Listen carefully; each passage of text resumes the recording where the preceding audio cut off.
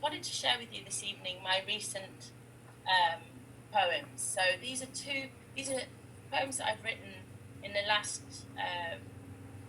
maybe 4 weeks, and like Opal, that actually this period of lockdown has kind of helped me turn inward, and I found more time to do my writing, more time to think, more time to observe, and spending time with my family has also helped me with that. But I've also had to sit with difficult feelings, so things that perhaps that I would have distracted myself from with endless activity before this period of lockdown and before the pandemic. You know, I think there can be a tendency, especially in our world, to this period has been much more of a period of sitting with my feelings and processing them.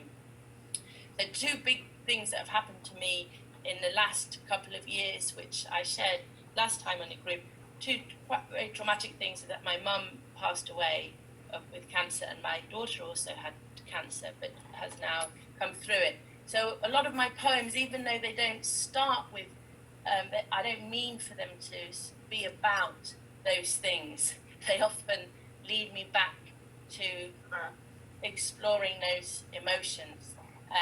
So it's always there in the in the background, or it's always there in the frame, but not always in a tragic way. But this story is about, and thank you for the plug for my book, Marva, but this is about Anansi, my favorite topic in the whole wide world. And you're all familiar with Anansi, the trickster Anansi, and as Marcus was saying as well, that there's so many similarities with indigenous trickster figures around the world, with indigenous cultural forms. So the trickster figure is also very strong in Aboriginal folklore, as well as in Caribbean folklore and African American folklore. But Anansi is not just a jinal who's always trying to get the better of others. Anansi is, as you know, a force of resistance and a force of survival, and of using your brains rather than your brawn when you can't see a way out of a situation. But I also think Anansi is often framed far too much in a kind of masculine, and Anansi is also woman. Anansi is, if you think of the art, of weaving, of creation, is, links us back to women and to mothers. So this poem is called Anansi Mothers, and I'll read this to you. Anansi Mothers. I walk the evening wood,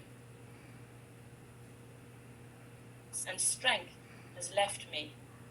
In dying autumn light, I see stretched from wire to wooden post, Anansi's webbed, jewelled with rain, light bouncing to the touch of filigree.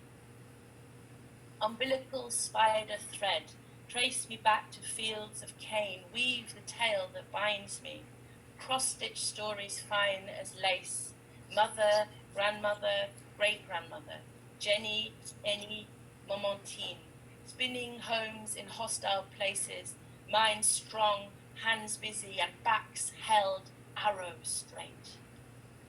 When I am meshed, in my vexations, Anansi mothers pull me up, whisper stories of our power, and with your silver rope now raise me, home me amongst jewels of rain, unbend my back, then set me free, so I may walk my path.